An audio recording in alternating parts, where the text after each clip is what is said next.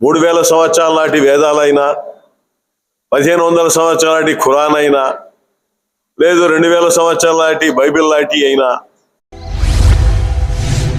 అగ్ర కులాలకే కాదు నిమ్న కులాల స్త్రీలని తీసుకెళ్లి రేపులు చేసి చంపి పారేసేస్తే వాళ్ళ మీద కేసులు లేకుండా పోతున్నాయి.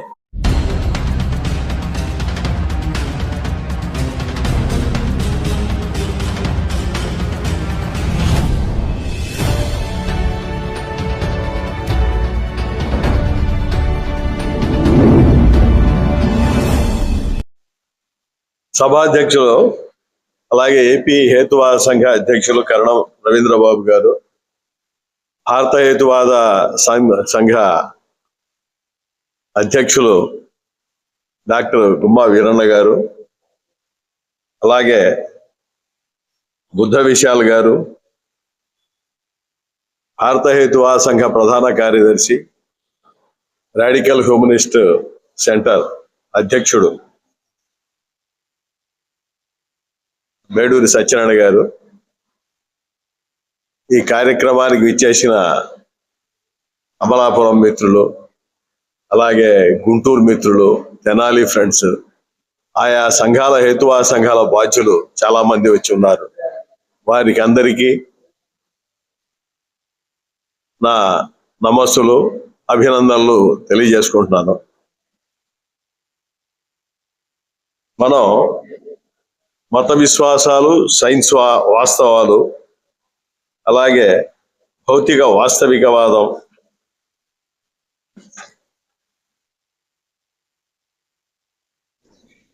విశ్వంలో మానవుడు, ఇటువంటి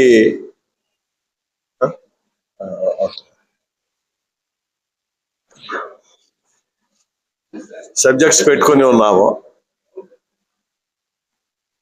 ఇవన్నీ విడివిడిగా అంశాల వారీగా మనం చెప్పుకున్నా, ఇవన్నీ కూడా హ్యూమనిజంలో, హేతువాదంలో భాగంగా మనం గుర్తించాలా. మత విశ్వాసాలు, సైన్స్ వాస్తవాలు అంటున్నాం. మనం చాలాసార్లు చాలా సందర్భాల్లో చెప్పుకునే ఉన్నాం. మతం అంటే ఏమిటి? విశ్వాసం పక్కన పెడదాం. మతం అంటే ఏమిటి అంటే, మన అభిప్రాయ ప్రకారం ఇవాళ క్రిస్టియానిటీయో, ఇస్లామో, హిందూ మతమో, హిందూ మతంలో శాఖలో, వీటిని మనం మతాలుగా పరిగణిస్తున్నాం. ఇవే కాకుండా ఎక్కడైతే జ్ఞానం ఆగిపోతుందో ఇంతకంటే మనం ఇక ప్రశ్నించడానికి వీల్లేదు, యథాతథంగా నమ్మడమేను అని అన్నామో, అది ఏ రంగంలో అయినా సరే మతం కింద లెక్క అవుతుంది. ఏ సిద్ధాంతం అయినా మతం కింద లెక్క అవుతుంది. మనం ఎలా పరిశీలిస్తాం? సైన్స్ ఆధారంగా, సైన్స్ జ్ఞానంగా, దాన్ని గీటురాయిగా, సైన్స్ని బేస్ చేసుకుని గీటురాయిగా చూస్తాం. ఎప్పటి భావాలు? 3000 సంవత్సరాల నాటి వేదాలైనా, 1500 సంవత్సరాల నాటి ఖురాన్ అయినా, లేదు 2000 సంవత్సరాల నాటి బైబిల్ లాంటి అయినా, ఇవి కాకుండా ఇంకా చాలా ఉన్నాయి. జెండా వెస్ట అని వాటిల్లో మనం పోవడంలా ఆనాటి మానవుల భావాలు ఏంటి, ఇవాళ విజ్ఞాన శాస్త్రం ముందు నిలబడతాయా అని చూడటానికే సైన్స్. సైన్స్ అంటే మనకందరికి ఎవరు వద్దనం. సైన్స్ కావాలన్నా వద్దా అంటే పిల్లలకి కాశీదారాలు కట్టి స్కూళ్ళకి పంపించే తల్లిదండ్రులు కూడా సైన్స్ కావాలని అంటారు.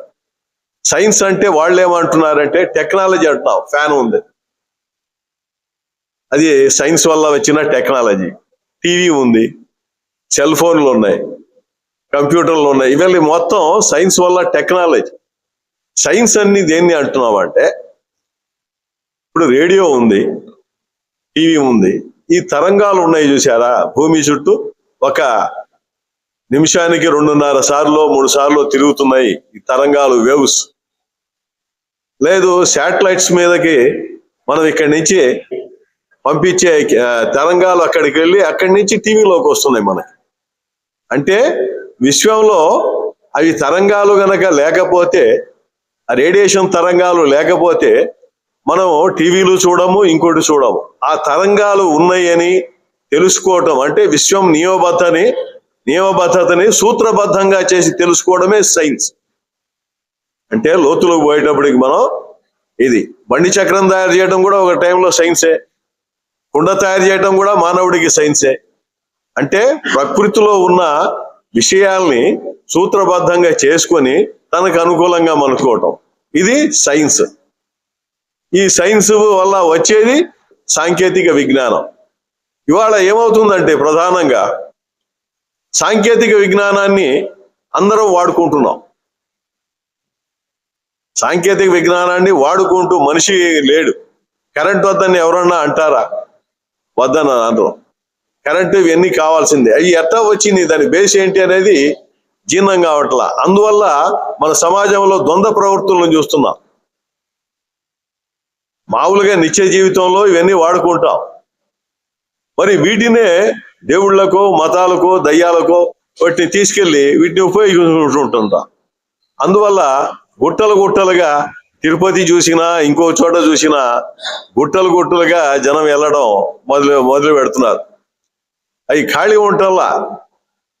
ఉదయం ఒక పాప మాట్లాడుతుంటే విన్నారు, ఎందుకండి ఈ టైంలో పోవడం, కాస్త గ్యాప్ ఇచ్చిపోతే జనం అంతా పోతారు, పిల్లల్ని క్షేమంగా తీసుకెళ్లి క్షేమంగా పిలుచుకురావచ్చు అంటుంది.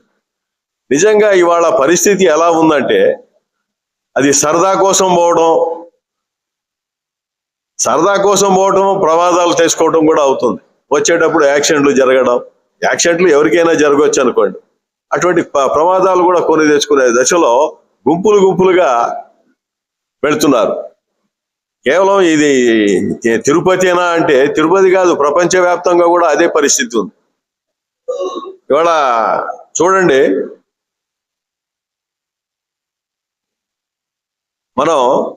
మన భారతదేశంలో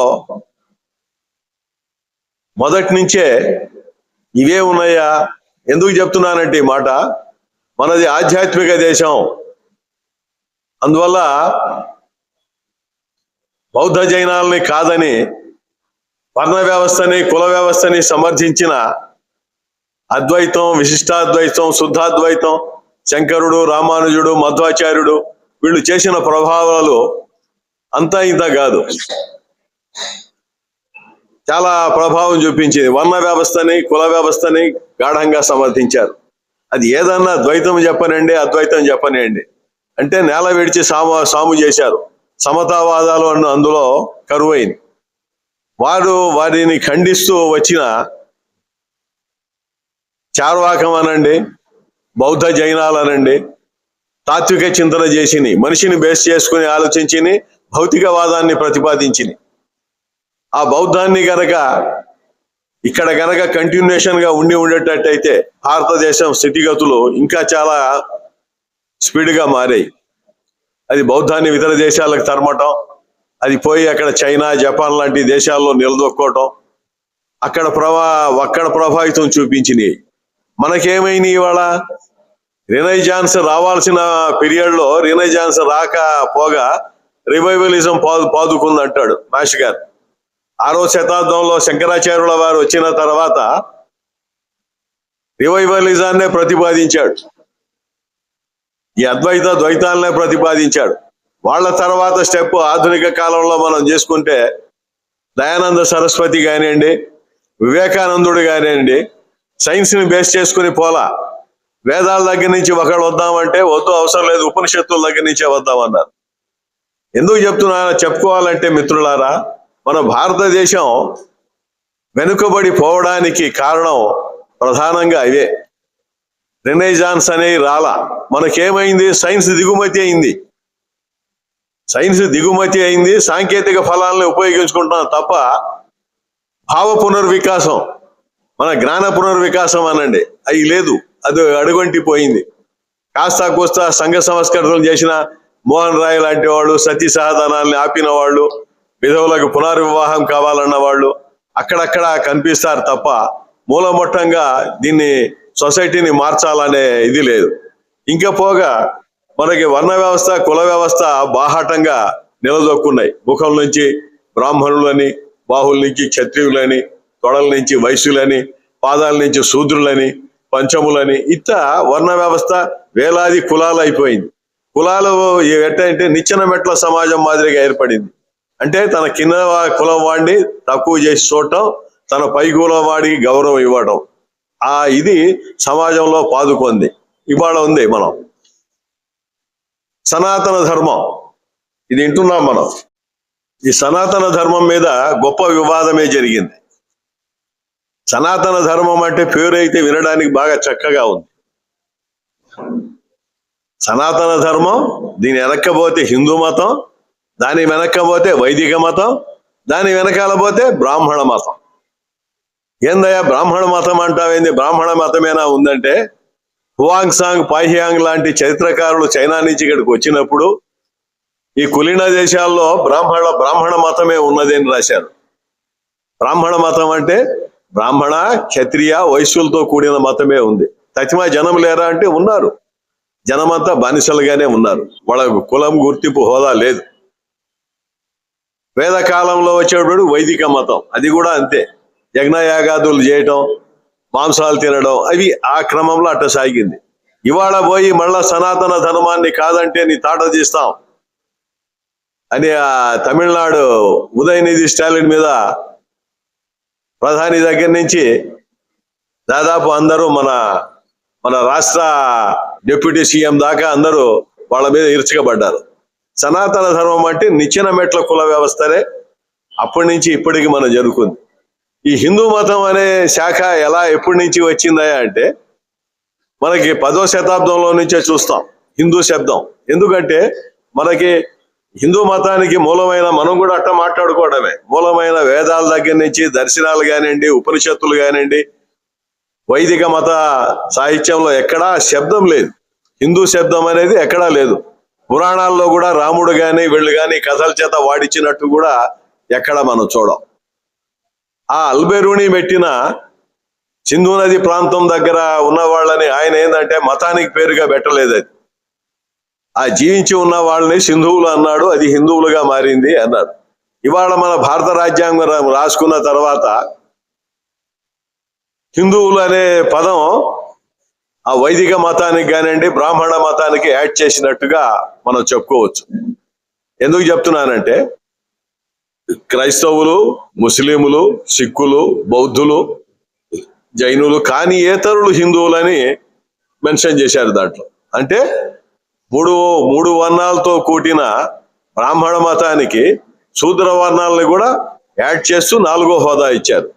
4వ హోదా ఇవ్వడం అంటే అది గొప్ప కాదు. వ్యసన పడకుండా, వాళ్ళు ఒక మాట వాడతారు అందులో, వ్యసన పడకుండా బ్రాహ్మణుడికి గనక లేదా సేవలు గనక చేస్తే, బ్రాహ్మణులు అయితే క్షత్రుడికి, క్షత్రుడులు అయితే వైశ్యుడికి, ఎవరికోడు వాడి జీవితకాలం సేవలు చేస్తే వచ్చే జన్మలో వాడు ఉన్నత కులస్తుడై పుడతారని అట్లా రకరకాలుగా చండాలమంతా రాశారు అందులో.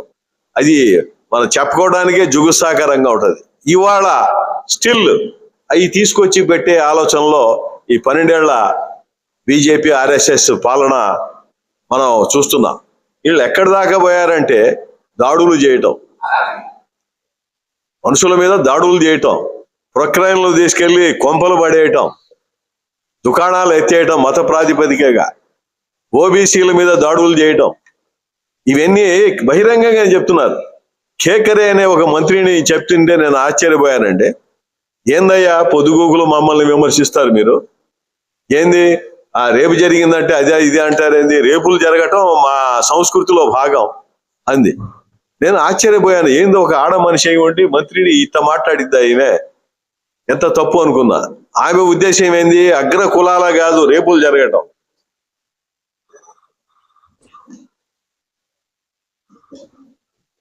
అగ్ర కులాలకే కాదు, నిమ్న కులాల స్త్రీలని తీసుకెళ్లి రేపులు చేసి చంపి పారేసేస్తే వాళ్ళ మీద కేసులు లేకుండా పోతున్నాయి.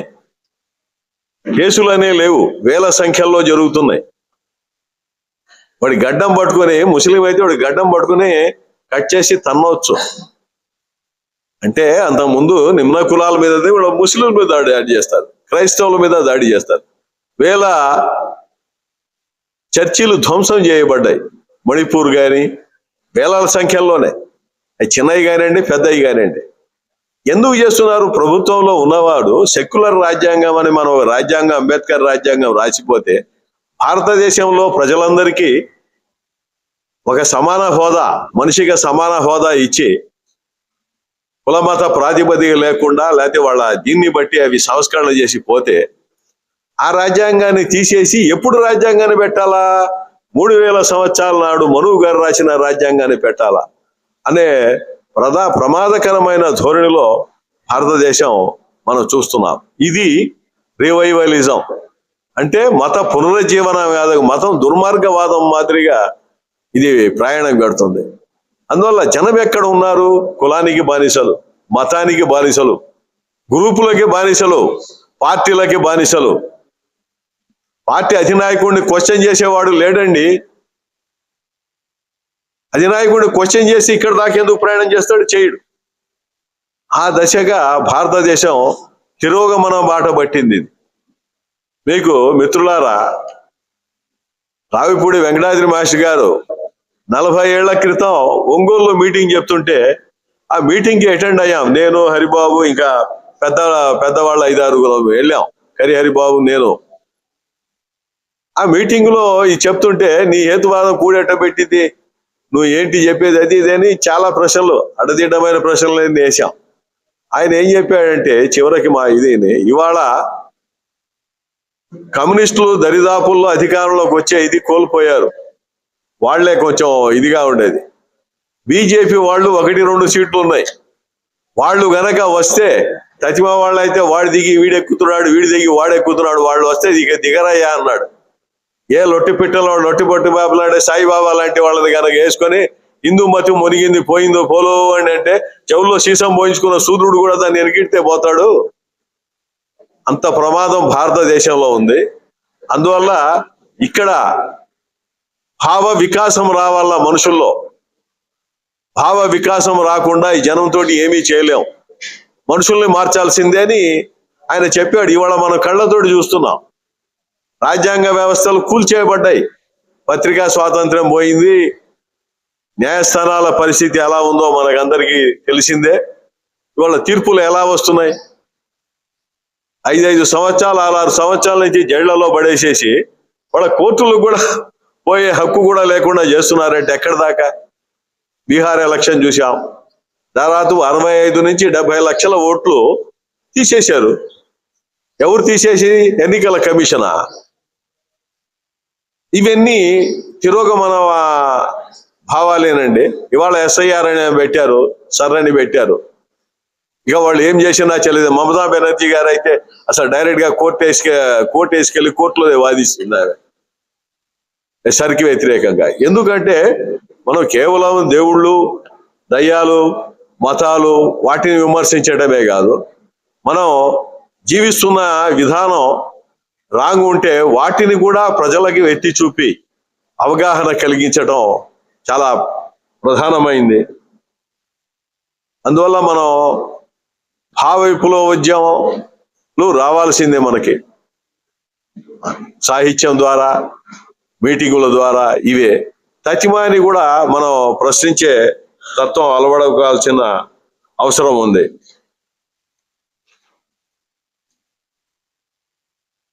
వాళ్ళ హేతువాదం అనేది మనకి ఒక ఆలోచన విధానం అండి. హేతువాదం అంటే నాస్తికవాదం కాదు. నాస్తికవాదం ఒక సిద్ధాంతం, భౌతికవాదం ఒక సిద్ధాంతం, మార్క్సిజం ఒక సిద్ధాంతం, అంటే ఇజం అని మతం ఒక సిద్ధాంతం. ఈ హేతువాదం అనేది ఏంటంటే ఆలోచించే పద్ధతి, ఒక ఆలోచన సరళి అన్నమాట. హేతుత్వం జీవుల లక్షణంలోనే ఉంది. మనకు వచ్చేటప్పటికి అది మనిషిలో వచ్చేటప్పటికి సంకల్ప స్థాయిలో ఇది చేయాలా, ఇది చేయకూడదా అనే తీసుకునే తర్కంగానే మనం దాన్ని చెప్పుకుంటాం. అందువల్ల హేతువాదం యొక్క లక్ష్యం మనిషి, మానవవాదం. ఈ వికాసంలో ప్రయాణం చేయాల్సిన అవసరం ఉంది. ఇవాళ మనకు చూడండి, మన సంఘ సంస్కర్తల్ని ఎంతమందిని చూసినా మనం, రామస్వామి గారు అయితే, త్రిపురనేని రామస్వామి గారు అయితే మనుషుల మెదళ్ల మీద పెత్తనం చేస్తున్న పురాణాలను ప్రశ్నించాడు. ఆయన శంభుకవధ అని రాశాడు. 8,69,000 సంవత్సరాల నాడు రామాయణం జరిగిందనే దాన్ని ఆయన ఖండించాడు. మనిషి పుట్టి ఆదిమ మానవుడు పుట్టే 2 లక్షల సంవత్సరాలు. సత్యనారాయణ గారు చెప్పినట్టుగా 40 కోట్ల సంవత్సరాలు, 50 కోట్ల సంవత్సరాలు చేపలు, ఈ జంతువులు ఇవే ఉన్నాయి కానీ మనిషి దశ రాలా. 2 లక్షల సంవత్సరాల నాడు మనిషి దశ వస్తే 8,69,000 సంవత్సరాల నాడు రామాయణం రాయబడిందంటే మనుషులే లేకుండా రామాయణ రాముడు ఆడుండాడు.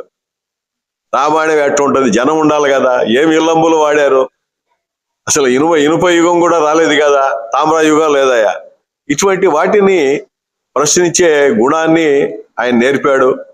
అలాగే తమిళనాడులో మనం చూసుకుంటే పెరియార్ రామస్వామి నాయకరు చాలా భారీ ఎత్తున ఉద్యమాలు లేవదీశాడు. ఏది? బ్రాహ్మణ వ్యతిరేక ఉద్యమాలు అనే పేరు పెట్టారు దీనికి. బ్రాహ్మణది కాదు, సనాతనాన్ని ప్రశ్నించే ఉద్యమాలే. నీ గొప్పైంది, నా తక్కువైంది అనేది. అదే ప్రభావం వీటిలో చూస్తారు. నారాయణ గురు ఉన్నారు కేరళలో నారాయణ గురు చేసిన ఉద్యమాలు కూడా తక్కువ కాదు. అలాగే పూలే గారు ఉన్నారు. నిన్నో మొన్న బొమ్మలో చూస్తున్నాను, పూలే గారి విగ్రహాన్ని పడగొడుతున్నారు. వీళ్ళు చేసిందేం లేదు, అందరికీ చదువు కావాలా, అందరికీ చదువు రావాలని చెప్పడం కూడా నేరంగా పరిణమించే సమాజంలో వాళ్ళు ఎంతో కృషి చేశారు.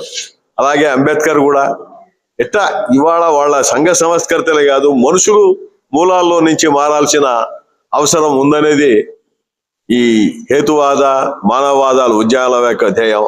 అందువల్ల భావ విప్లవోద్యమాలు అంటారు దీన్ని మాస్టర్ గారు. ఆందోళన ఉద్యమాలు కాదు, భావ విప్లవోద్యమాలు. మనుషులు భావాల్లో మారిస్తే గానీ ఇది రాదని. భావాలు నిజంగా మారుతాయా, చేస్తాయంటే మనం చూచాం. బౌద్ధం ఉంది, 1000 ఏళ్ళు భారతదేశాన్ని ఇచ్చేసింది. క్షత్రియుడై ఉండి కూడా ఆయన రాజ్యాన్ని వదిలేసేసి సమాజంలో మార్పు కోసం ప్రయత్నం చేశాడు. చేసి భావాల్లో మనుషుల్లో మార్పు వచ్చారు. వెనుకబడ్డ కులాలన్నీ దాంట్లో కలిసి పాలీ భాషలో బోధించాడు. భావాలే కదా. గొప్ప మిషనరీ మతం ప్రపంచంలో ఏందంటే బౌద్ధంగానే మనం చూస్తాం. అలాగే ఇవాళ శాస్త్ర జ్ఞానాన్ని ఆధారం చేసుకుని ఏ గ్రంథం అయితే ఏమండి, అంతే మనుషులు రాసిదియే కదా, దేవుళ్ళ పేరు మీద రాశారు. దేవుళ్ళు వచ్చి రాశారా చచ్చారా? బొమ్మ తయారు చేసి దాన్ని మొక్కటం చేయటం ఇవన్నీ అనులోచన ప్రభావాలేగా. టెంకాయలు కొట్టడం దగ్గర నుంచి అన్ని కూడా వాటిని ప్రశ్నించాలా?